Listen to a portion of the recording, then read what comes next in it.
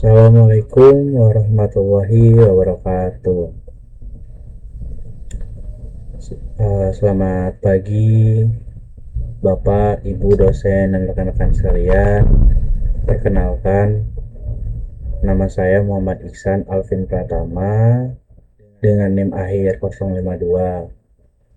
Pada kesempatan ini, saya akan mempresentasikan materi mengenai evaluasi mutu bahan baku dan sediaan farmasi secara kimia dan mikrobiologi. Sebagaimana yang kita tahu, kualitas obat merupakan faktor yang sangat penting dalam memastikan keamanan serta efektivitas produk farmasi yang dikonsumsi masyarakat. Maka karena itu, proses evaluasi mutu menjadi tahap yang tidak dapat dipisahkan dari pengembangan hingga produksi obat. Dalam Farmakope Indonesia, terdapat sejumlah parameter mutu yang harus dipenuhi, antara lain adanya identitas dan kemurnian bahan aktif, kadar zat aktif, kadar air, cemaran logam berat, serta parameter fisik seperti titik keleleh, pH, dan bobot jenis. Selain itu, terdapat pula pengujian sterilitas, uji endotoksin, hingga evaluasi stabilitas untuk menentukan masa kadaluarsa. Dalam praktik ini, evaluasi mutu dilakukan melalui berbagai metode analisis kimia dan mikrobiologi. Beberapa instrumen penting yang digunakan antara lain spektrofotometri UV visible yang berfungsi untuk mengukur absorbansi cahaya untuk menentukan kadar zat aktif. Ada juga spektrofotometri inframerah atau biasa disingkat spektro IR digunakan untuk mengidentifikasi gugus fungsi senyawa, serta metode pemisahan seperti HPLC bisa kita panjangkan High Performance Liquid Chromatograph, dan bahasa Indonesianya biasanya disebut KCKT. Apa itu KCKT? Kromatografi cair kinerja tinggi. Dan kromatografi lapis tipis, biasa kita sebut KLT, digunakan untuk menganalisis kemurnian dan identitas komponen dalam sediaan farmasi. Selain pendekatan kimia, pengujian mikrobiologi juga sangat penting untuk memastikan bahwa bahan baku dan sediaan farmasi bebas dari kontaminasi yang dapat membahayakan pengguna. Beberapa pengujiannya yang umum digunakan mencakup uji sterilitas, angka lempeng total atau ALT, serta uji endotoksin menggunakan LAL test yang bertujuan mendeteksi keberadaan endotoksin dari bakteri gram negatif. Hasil dari pengujian tersebut harus memenuhi standar yang ditetapkan agar sediaan farmasi dinyatakan layak untuk digunakan. Nah, melalui evaluasi yang komprehensif ini diharapkan produk obat yang beredar tidak hanya memenuhi standar kualitas, namun juga aman, efektif, dan memberikan manfaat atau khasiat yang optimal bagi masyarakat. Demikian sebagai pengantar mengenai materi yang akan kita bahas lebih dalam. Mari kita lanjut ke dalam materinya. Nah, pada tujuan praktikum kali ini,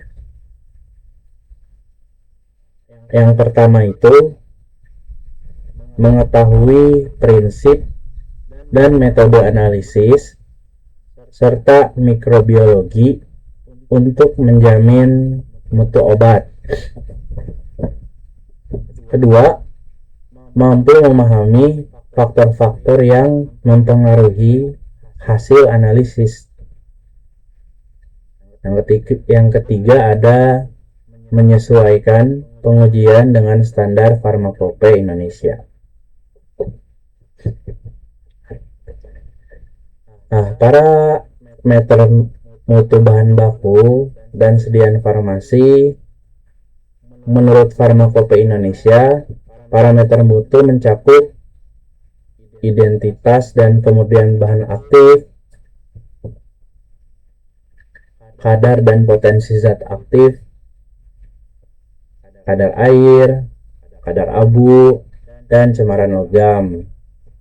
Ada juga pH, titik leleh, dan bobot jenis. Uji sterilitas dan uji endotoksin digunakan hanya untuk sediaan parenteral. Kemudian ada juga uji stabilitas dan waktu kadaluarsa. Yang terakhir ada uji organoleptik dan kelarutan, di mana uji organoleptik ini hanya bisa dilihat dan dirasakan oleh panca indera.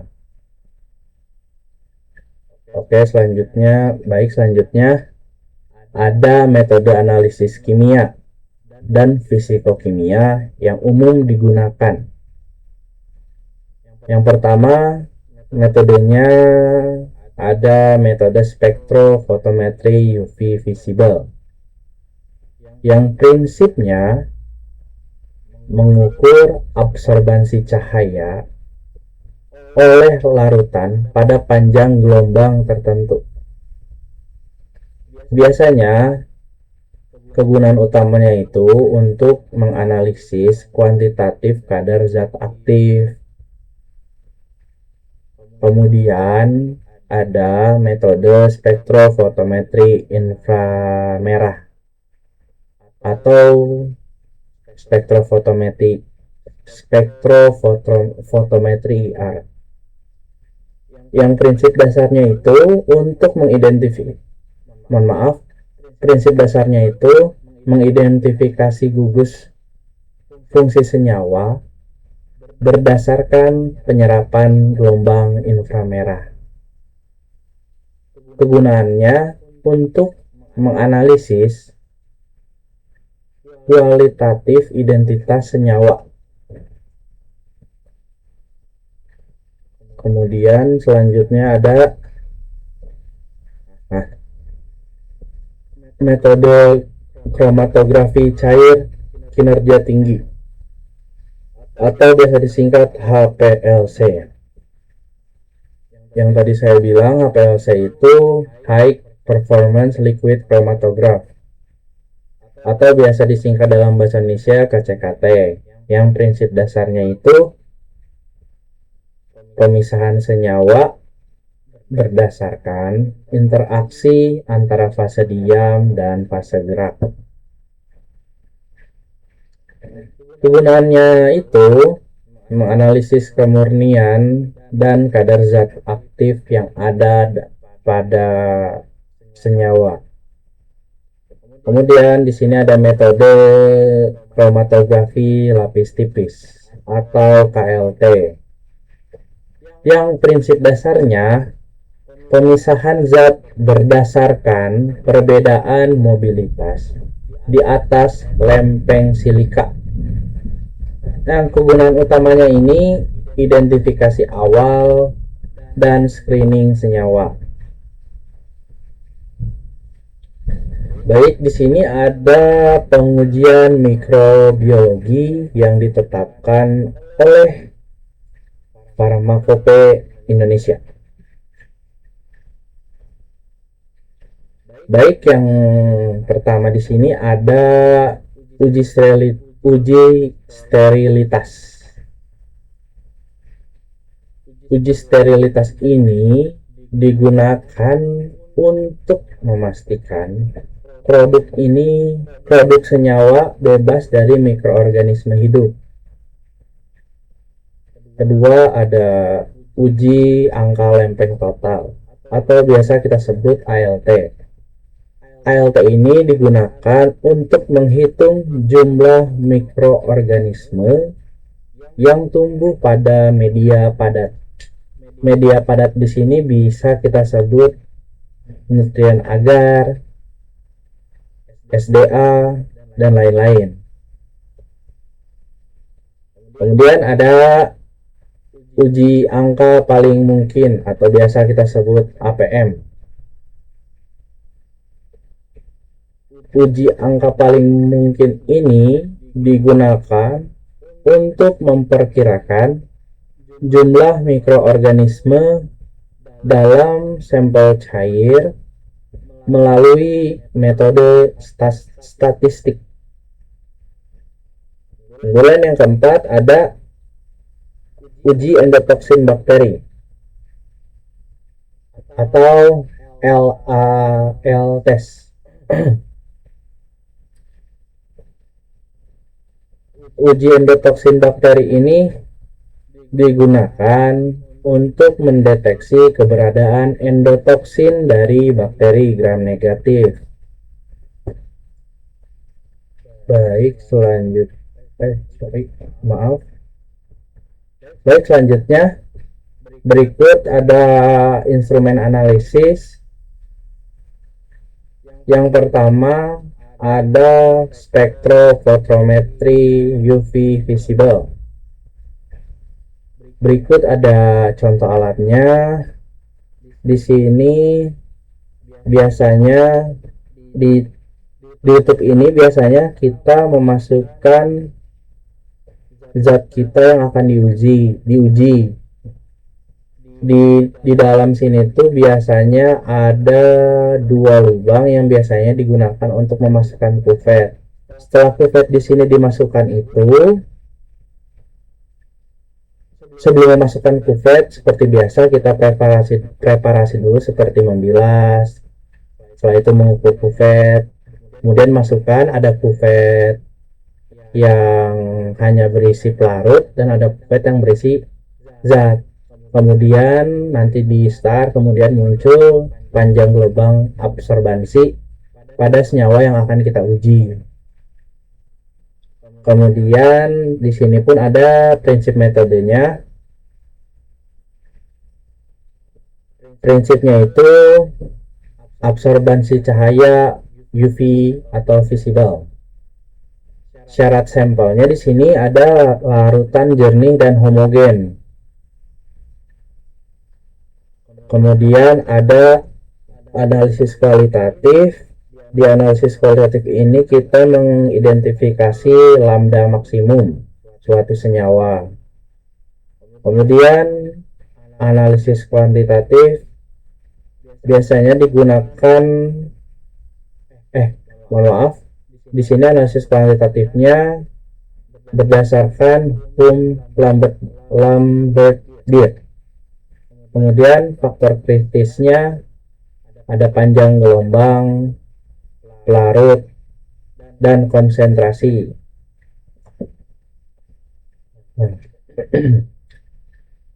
Kemudian ada spektrofotometri inframerah atau spektrofotometri IR. Nah, berikut kurang lebih contoh alatnya. Prinsip metode yang digunakan yaitu penyerapan radiasi infrared oleh ikatan kimia. Syarat sampelnya padatan murni atau serbuk kering. Kemudian analisis kualitatif gugus fungsi senyawa. Biasanya di dalam infrared ini ketika kita memasukkan sampel atau senyawa padatan murni atau serbuk kering, ketika diuji muncul hasil seperti ada diagram, dan diagram tersebut berisikan seperti nomor. Nah, di setiap nomor itu memiliki arti. Ada yang nomor yang mengartikan OH atau ester dan lain-lain mungkin. Kemudian di sini analisis kuantitatifnya umumnya tidak kuantitatif. Nah, kemudian ada faktor kritis, sampel, kering, dan murni.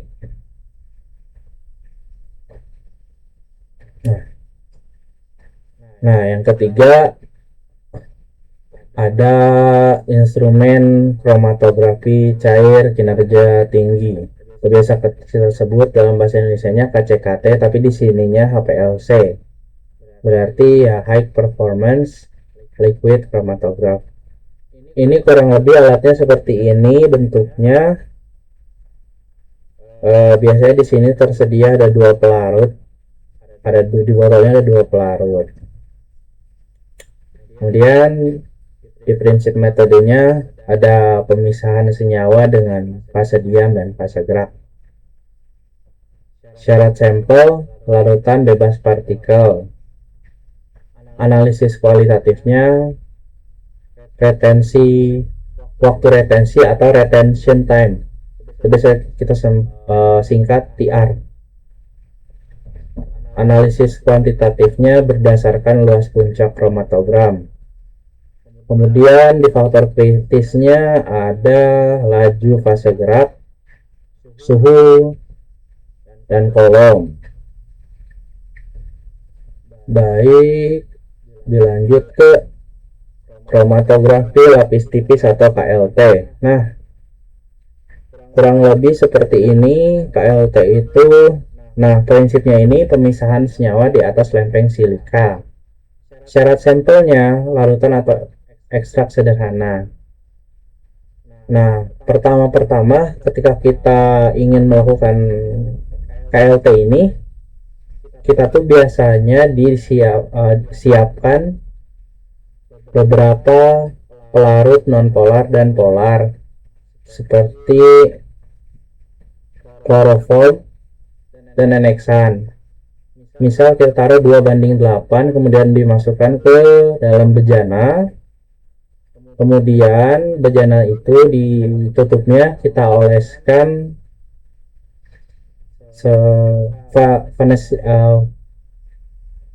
dioleskan oleh vaselin album, kemudian tutup, biasanya dijenuhkan selama 30 menit. Setelah larutan jenuh, kemudian kita mengambil silikanya itu digariskan oleh pensil. Batas bawah biasanya diukur 1 cm dari bawah, untuk batas atasnya 0,5. Di batas bawah setiap titiknya itu berjarak 1 atau 0,5 biasanya. Setelah kita ditotal zat yang kita mau ambil, kita ambil dengan pipet kecil, kemudian ditotolkan ke titik yang sudah kita buat tadi menggunakan pensil. Kemudian silika tersebut dimasukkan ke dalam bejana. Ditunggu sampai larutan tersebut mengelusi senyawa yang ada di dalam silika sampai batas atas. Setelah selesai, si silikanya itu dikeringkan terlebih dahulu, kemudian kita menggunakan sinar UV 365 atau 244 sampai 365. Mohon maaf jika ada kesalahan. Jika sudah terlihat, sudah ternampak bercak yang dilihat, dibulatkan atau ditandai bercak tersebut. Setelah itu kemudian bercak tersebut ini diukur. Nah, setelah diukur kita menghitung nilai RF yang akan kita dapatkan.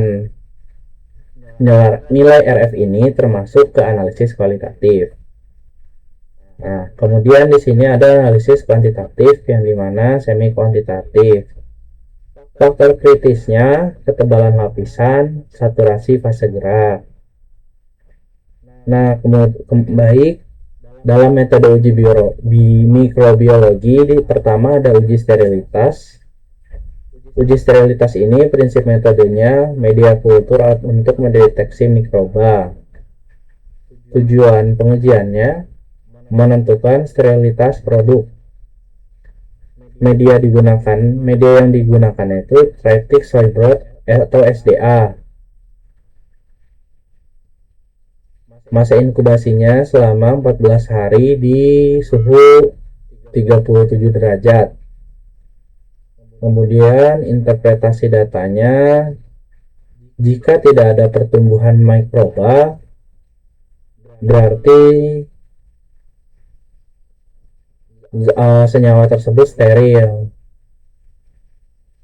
Kemudian pada pengambilan kesimpulan, steril bila tidak tumbuh mikroba. Faktor kritisnya kontaminasi, suhu, dan media. Yang kedua ada angka lempeng total atau ALT. Prinsip metodenya menghitung koloni mikroba pada agar. Tujuan pengujiannya mengetahui jumlah mikroba. Media yang digunakan nutrien agar atau biasanya disingkat Na. Masa inkubasinya itu bisa 2-3 hari atau 48 jam sampai 72 jam di suhu 30-37 derajat. Pada interpretasi datanya, kita harus menghitung jumlah koloni per mili atau per gram. Pada pengambilan kesimpulan, hasil lebih kecil dari batas standar. Faktor kritisnya pengenceran dan media steril. Kemudian yang ketiga ada uji endotoksin. Pada uji endotoksin ada prinsip metodenya itu reaksi LAL terhadap endotoksin. Tujuan pengujiannya deteksi endotoksin bakteri. Kemudian media yang digunakannya reagen LAL. Masa inkubasinya 10-60 menit di suhu 30 derajat. Interpretasinya terbentuk gel atau turbiditas berarti positif.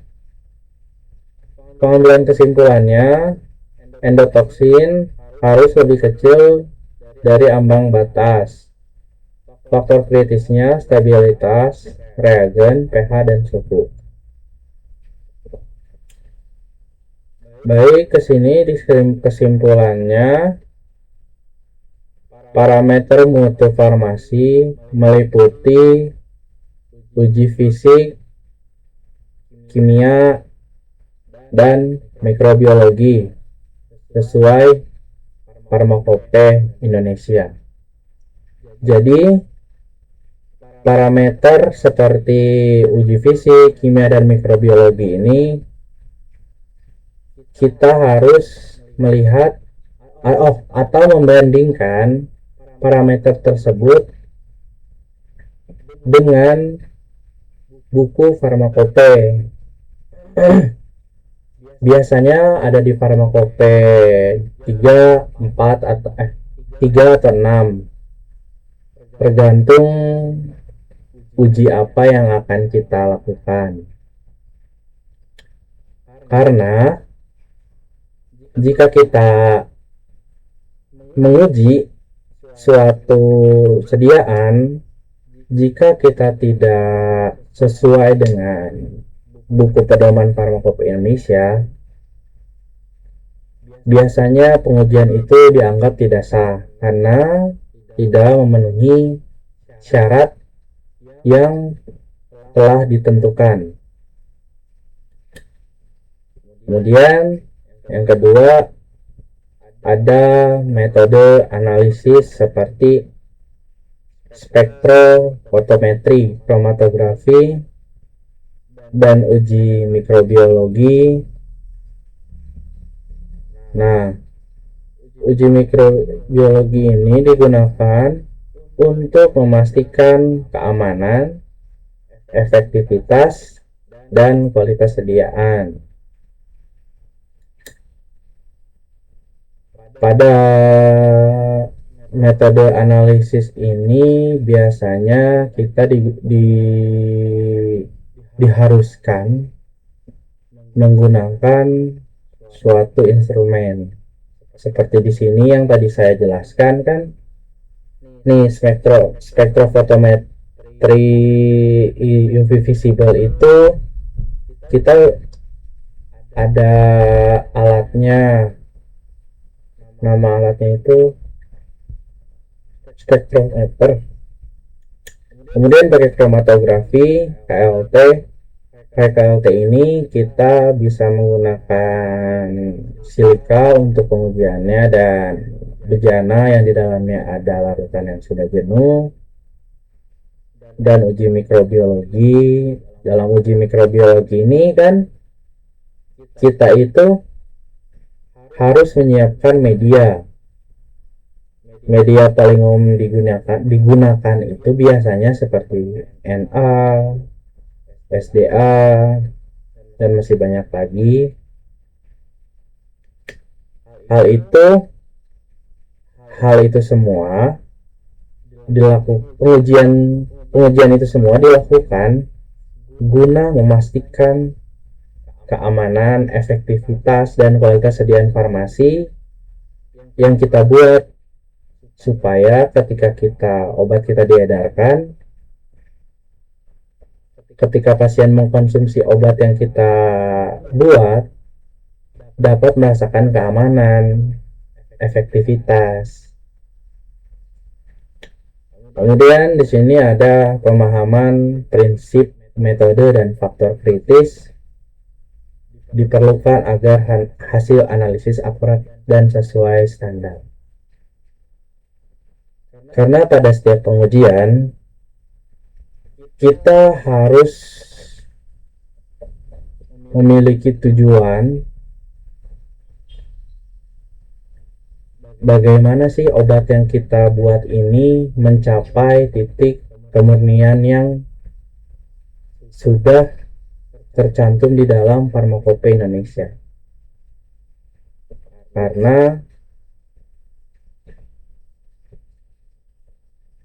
setiap obat yang kita buat harus memenuhi standar yang telah ditentukan oleh Farmakope agar obat tersebut bisa diberikan ke masyarakat secara aman.